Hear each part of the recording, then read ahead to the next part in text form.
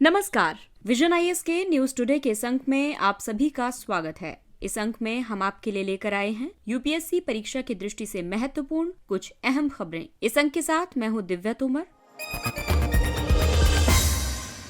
आइए सबसे पहले बात करते हैं इस अंक की हेडलाइंस के बारे में। पर्यावरण, वन और जलवायु परिवर्तन मंत्रालय ने संसाधन दक्षता चक्रीय अर्थव्यवस्था उद्योग गठबंधन लॉन्च किया। Centre for science and environment ने द कूलिंग वेब शीर्षक से एक गाइडेंस डॉक्यूमेंट जारी किया। इस अंक में चर्चा होगी शहरी रोजगार गारंटी योजनाओं की। इसके अलावा राज्यसभा ने सिनेमेटोग्राफ संशोधन विधेयक 2023 पारित किया। वित्त पर संसद की स्थायी समिति ने साइबर सुरक्षा और साइबर अपराध की बढ़ती घटनाओं पर रिपोर्ट जारी की। और कानून मंत्रालय के मुताबिक एक साथ चुनाव करवाने से सरकारी व्यय की बचत हो सकती है। और आइए अब खबरों पर विस्तार से चर्चा करते हैं।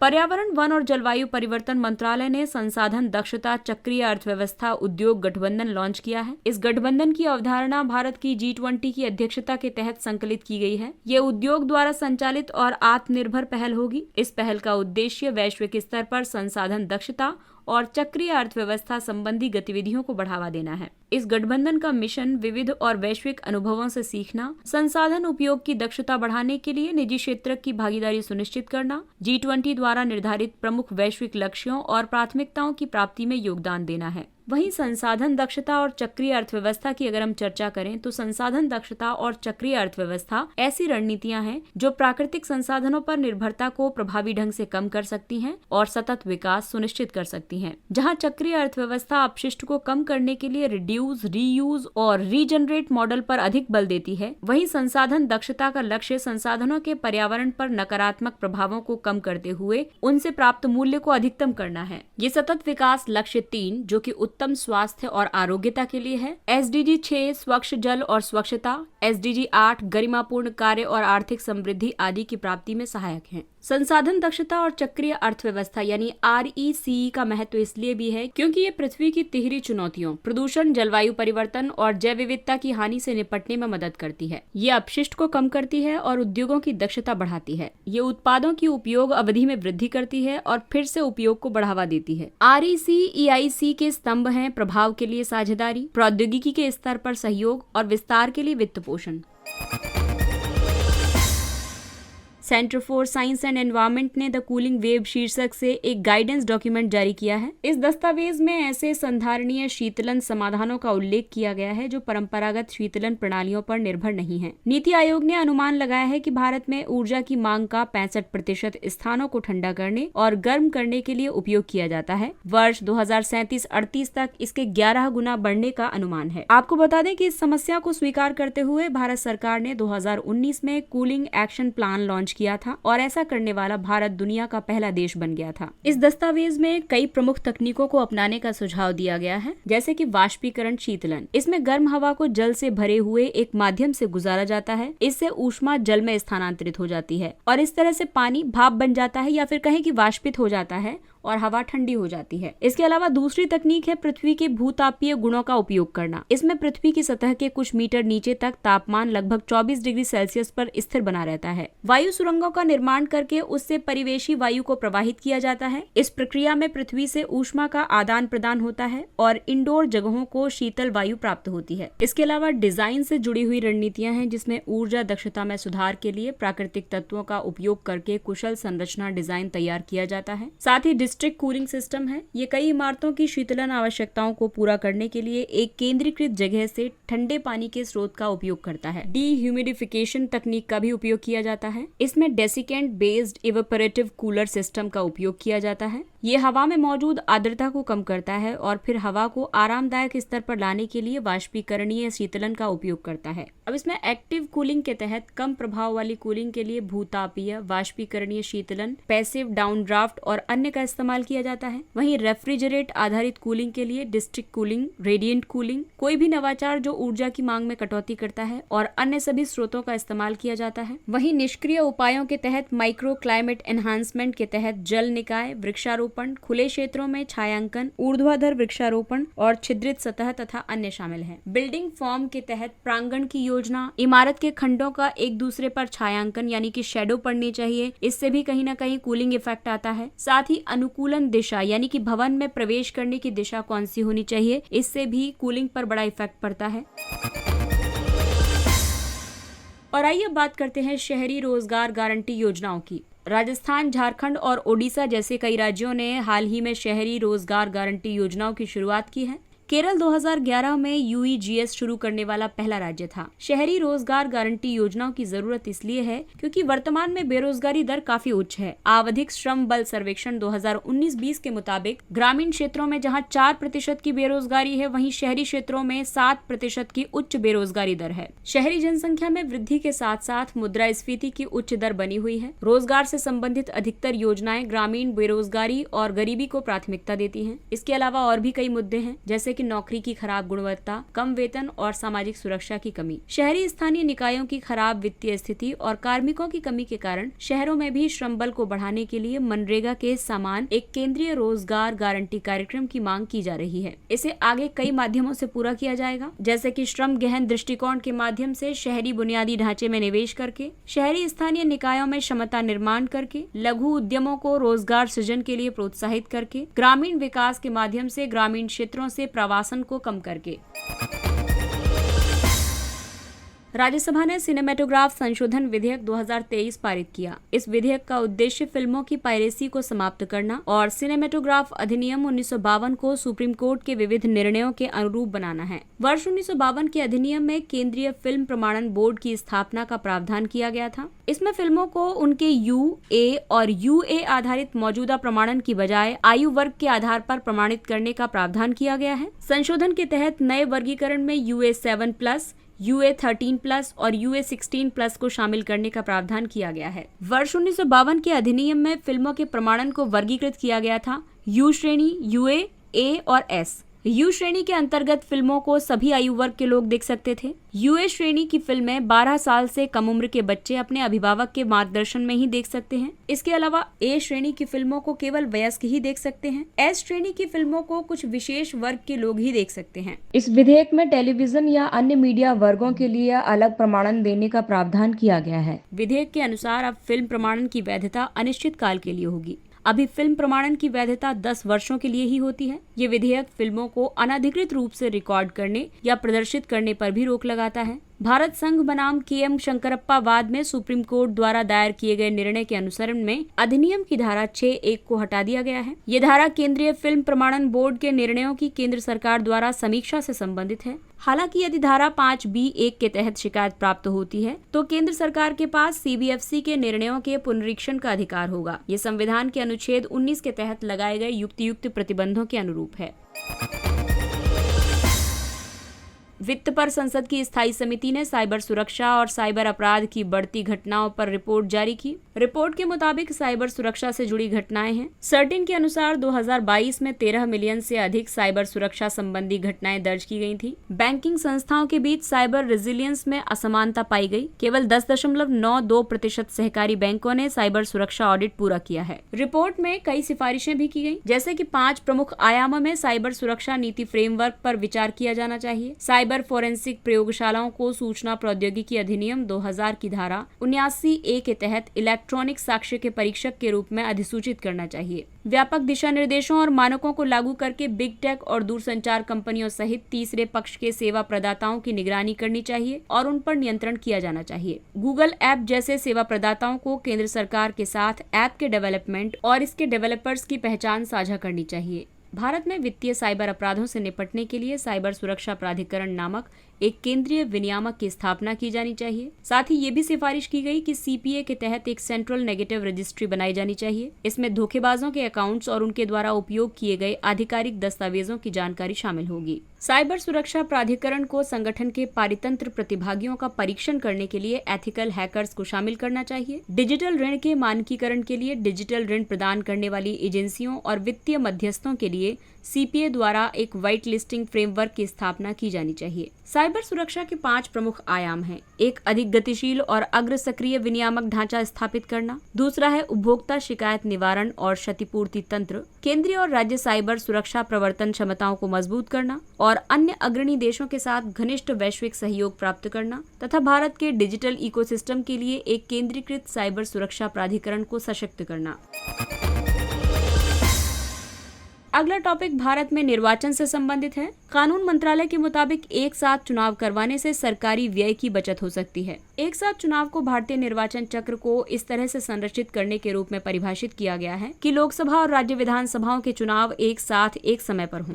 देश में एक साथ चुनाव का आयोजन 1951 और 52, 1957, 1962 और 1967 में किया गया था। 1970 में विधानसभाओं के समय से पहले भंग होने के कारण ये चक्र बाधित हो गया था। देश में एक साथ चुनाव का आयोजन करने के लिए कई संवैधानिक प्रावधानों में संशोधन की जरूरत है, जैसे कि अनुच्छेद 83। इसमें संसद के दोनों सदनों की अवधि निर्धारित की गई है। अनुच्छेद 85 जिसमें राष्ट्रपति द्वारा लोकसभा का विघटन शामिल है। अनुच्छेद 172 जिसमें राज्य के विधानमंडलों की अवधि निर्धारित की गई है। अनुच्छेद 174 के तहत राज्य के विधानमंडलों का विघटन और अनुच्छेद 356 के तहत राज्यों में राष्ट्रपति शासन लागू करने का प्रावधान है। इसके लिए सभी राजनीतिक दलों की सहमति प्राप्त करने की भी आवश्यकता होगी। एक साथ चुनाव कराने का महत्व इसलिए भी है क्योंकि इससे चुनावी व्यय में कमी आएगी। लोकसभा और राज्य विधानसभाओं के चुनाव अलग अलग करवाने से बहुत ज्यादा मात्रा में धन का खर्च होता है। इसके अलावा बेहतर प्रशासन हो सकेगा। बार बार चुनावों की वजह से लंबे समय तक आदर्श आचार संहिता लागू रहती है, जिससे सामान्य प्रशासनिक कार्य प्रभावित होते हैं। वहीं कार्मिकों के बोझ को भी इससे कम किया जा सकता है। कर्मचारियों को बार बार होने वाले चुनावों के लिए ड्यूटी पर तैनात किया जाता है। हालांकि एक साथ चुनाव कराने में कई चुनौतियां भी हैं, क्योंकि मध्यावधि चुनाव जैसी व्यवहारिक समस्याएं इसे कम व्यवहार्य बनाती हैं। साथ ही वीवीपैट्स जैसे अतिरिक्त संसाधनों की आवश्यकता प्रणाली पर बोझ डालेगी। और आइए बात करते हैं कुछ संक्षिप्त लेकिन महत्वपूर्ण सुर्खियों के बारे में। जन विश्वास प्रावधानों का संशोधन विधेयक 2023। लोकसभा में जन विश्वास प्रावधानों का संशोधन विधेयक 2023 पारित कर दिया गया है। इसके तहत 42 केंद्रीय अधिनियमों में कुल 183 प्रावधानों के तहत कृत्यों को अपराध मुक्त करने का प्रस्ताव किया गया है। किए गए अपराध के अनुरूप जुर्माने और दंड में व्यवहारिक संशोधन किया गया है। निर्णायक अधिकारियों और अपीलीय प्राधिकारियों की नियुक्ति का प्रावधान किया गया है। साथ ही ये विधेयक ये सुनिश्चित करता है कि सजा की मात्रा और प्रकृति अपराध की गंभीरता के अनुरूप हो, जीवन यापन को आसान बनाया जाए और व्यवसाय करने की सुगमता को बढ़ावा दिया जाए। इस विधेयक से न्याय प्रणाली पर अनुचित दबाव कम होगा और अधिक कुशल तथा प्रभावी न्याय वितरण में मदद मिलेगी। अगला टॉपिक है त्वरित प्रभाव परियोजनाएं, QIPs। भारत और लाओस ने शिक्षा, स्वास्थ्य, जल सुविधा और IT क्षेत्रों में अलग अलग QIPs के कार्यान्वयन के लिए समझौता ज्ञापन पर हस्ताक्षर किए हैं। QIPs संयुक्त राष्ट्र शांति मिशन द्वारा वित्त पोषित छोटे पैमाने की और कम लागत वाली परियोजनाएं होती हैं। QIPs को मुख्य रूप से स्थानीय अधिकारियों और गैर सरकारी तथा जमीनी स्तर के संगठनों सहित स्थानिक अभिकर्ताओं के माध्यम से लागू किया जाता है। वैश्विक जलवायु मुकदमेबाजी रिपोर्ट 2023 स्थिति की समीक्षा की अगर हम बात करें तो इस रिपोर्ट को संयुक्त राष्ट्र पर्यावरण कार्यक्रम ने प्रकाशित किया है। ये रिपोर्ट पिछले 2 वर्षों के प्रमुख जलवायु मुकदमेबाजी मामलों का अवलोकन प्रदान करती है। रिपोर्ट इस बात पर भी प्रकाश डालती है कि 2017 के बाद से जलवायु परिवर्तन संबंधी मुकदमे 2 गुने से ज्यादा हो गए हैं। जलवायु परिवर्तन मुकदमे में ऐसे मामले शामिल हैं जो जलवायु परिवर्तन शमन, अनुकूलन या जलवायु परिवर्तन के विज्ञान से संबंधित कानून या तथ्य के भौतिक मुद्दों को उठाते हैं। अगला टॉपिक है डिजिटल भुगतान सूचकांक। भारतीय रिजर्व बैंक का DPI पिछले वर्ष की तुलना में बढ़कर 13% हो गया है। डिजिटल भुगतान सूचकांक देश भर में भुगतान के डिजिटलीकरण के विस्तार को मापता है। साथ ही डिजिटल भुगतान के अलग अलग तरीकों के विस्तार को दर्शाता है। इसे अर्धवार्षिक आधार पर प्रकाशित किया जाता है। इसमें अलग अलग भारांश के साथ 5 व्यापक पैरामीटर शामिल हैं, जैसे कि भुगतान सक्षमकर्ता का भारांश 25% है, भुगतान अवसंरचना के तहत मांग पक्षकारक को 10%, भुगतान अवसंरचना के आपूर्ति पक्षकारक को 15%, भुगतान प्रदर्शन को 45% और उपभोक्ता केंद्रित होने को 5% भारांश दिया गया है। अगला टॉपिक है भारतीय दूरसंचार विनियामक प्राधिकरण निरसन विनियम 2023। भारतीय दूरसंचार विनियामक प्राधिकरण ने भारतीय दूरसंचार विनियामक प्राधिकरण निरसन विनियम 2023 जारी किया है। ये डायल अप और lease line internet access service की सेवा की गुणवत्ता पर विनियमन 2001 को निरस्त करता है। इसका उद्देश्य नेटवर्क प्रदर्शन के मानदंड निर्धारित करके ग्राहकों की संतुष्टि सुनिश्चित करना था। ये विनियम तब जारी किए गए थे जब गति के इंटरनेट तक पहुंचने के लिए डायल अप सेवा ही एकमात्र विकल्प था। समय बीतने के साथ दूरसंचार नेटवर्क वायरलाइन और वायरलेस दोनों ही उच्च गति की इंटरनेट सेवाएं प्रदान करने में सक्षम हो गए हैं और इस वजह से 2001 के विनियम अब अप्रासंगिक यानी इर्रेलेवेंट हो गए हैं। और अगला टॉपिक है पृथ्वी विज्ञान मंत्रालय द्वारा शुरू की गई पहलों के बारे में। पृथ्वी विज्ञान मंत्रालय ने अपने 17वें स्थापना दिवस पर कई सेवा केंद्रित पहलों की घोषणा की है। पहला है भारत का वर्षा एटलस। ये 1971 से 2020 तक रहा है। इसे भारत मौसम विज्ञान विभाग ने 4389 वर्षा मापी के डेटा का उपयोग करके तैयार किया है। इससे अलग अलग एजेंसियों, शोधकर्ताओं, छात्रों और परिचालनात्मक मौसम विज्ञानियों के लिए संसाधन उपलब्ध होने की उम्मीद है। और दूसरा है हिंद महासागर जैव विविधता सूचना प्रणाली इंडोबिस। ये एक वेब पोर्टल है जो हिंद महासागर में अनन्य आर्थिक क्षेत्र की जैव विविधता को प्रदर्शित करता है। साथ ही हिंद महासागर की समुद्री प्रजातियों के बारे में भी जानकारी प्रदान करता है। अगला टॉपिक है जलभृत मानचित्रण और प्रबंधन कार्यक्रम NAQUIM। केंद्रीय भूजल बोर्ड ने देश में जलभृतों का मानचित्रण करने के लिए 2012 से NAQUIM शुरू किया था। जलभृत भूजल से संतृप्त छिद्रपूर्ण चट्टानें या फिर तलछट का एक निकाय होता है। NAQUIM को भूजल प्रबंधन और विनियमन योजना के एक भाग के रूप में शुरू किया गया था। इसका उद्देश्य भूजल प्रबंधन के लिए योजनाएं विकसित करने के लिए जलभृतों का चित्रण और उनके लक्षणों का वर्णन करना है। इसका कार्य भूगर्भिक ढांचे, जल विज्ञान संबंधी विशेषताओं, जल स्तर तथा प्राकृतिक और मानव जनित संदूषकों के प्रभावी होने के संबंध में व्यापक और वास्तविक जानकारी प्रदान करना है। अगला टॉपिक है चेरी की खेती। लंबे समय तक ठंडे मौसम और वर्षा ने कश्मीर घाटी में चेरी की फसल को नुकसान पहुंचाया है। चेरी की वृद्धि के लिए 15 डिग्री से 25 डिग्री सेल्सियस के बीच तापमान और फूल आने के समय 7 डिग्री सेल्सियस से कम तापमान की जरूरत होती है। इसके लिए मिट्टी बेहतर जल निकासी वाली और कार्बनिक पदार्थ से भरपूर होनी चाहिए। साथ ही इसका pH मान 6 से 7.5 के बीच होना चाहिए। वर्षा 100 से 125 सेंटीमीटर होनी चाहिए। चेरी की खेती का क्षेत्र है जम्मू कश्मीर, हिमाचल प्रदेश और उत्तराखंड। इसकी सामान्य किस्में हैं मखमली, सिया, मिश्री, जद्दी, डाबल, इटली, विश्कन और स्टेला। अगला टॉपिक है आंख आना या नेत्रश्लेष्मा शोथ। गुलाबी आंखें। आंख आना नेत्रश्लेष्मा की सूजन या फिर लाल या गुलाबी आंखें हो जाने की स्थिति होती है। नेत्रश्लेष्मला हमारी आंखों के सफेद हिस्से को ढकने वाली पारदर्शी झिल्ली होती है। ये हमारी पलकों के आंतरिक भाग में होती है।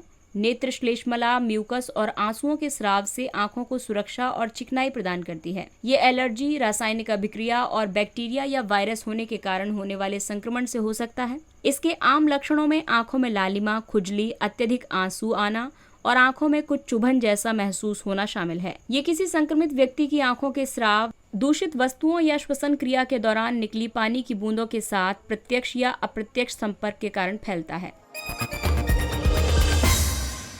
अगला टॉपिक है डेंगू ब्रेकबोन फीवर। दिल्ली में नमूनों के किए गए विश्लेषण से डेंगू वायरस के टाइप 2 स्ट्रेन की मौजूदगी की पुष्टि हुई है। ये एक वायरल संक्रमण है जो उष्णकटिबंधीय और उपोष्णकटिबंधीय जलवायु में एडीज इजिप्टी मच्छरों से फैलता है। बिना लक्षण वाले मामलों से लेकर तेज बुखार, सिर दर्द, शरीर में दर्द, मतली और दाने जैसे अलग अलग लक्षण हो सकते हैं। डेंगू के लिए कोई विशिष्ट उपचार उपलब्ध नहीं है। जिन लोगों को एक बार डेंगू हुआ हो उनके लिए डेंगवेक्सिया नामक वैक्सीन का उपयोग किया जाता है। डेंगू के सीरोटाइप में डेनवी 1, 2, 3 और 4, जिनमें डेनवी 2 को सबसे गंभीर स्ट्रेन माना जाता है। सीरोटाइप बैक्टीरिया या वायरस जैसे सूक्ष्म जीवों की एक ही प्रजाति के भीतर ऐसे समूह होते हैं जो विशिष्ट सतह संरचनाओं को साझा करते हैं। इसके साथ ही ये अंक समाप्त होता है। अगले अंक में फिर मुलाकात होगी कुछ अन्य महत्वपूर्ण खबरों के साथ। तब तक अपने लक्ष्य के लिए तत्पर रहिए और अगर आपको हमारा कंटेंट अच्छा लगता है तो इसे लाइक, सब्सक्राइब और शेयर जरूर करें। और अब हमें यानी विजन IAS की पूरी टीम को दीजिए इजाजत।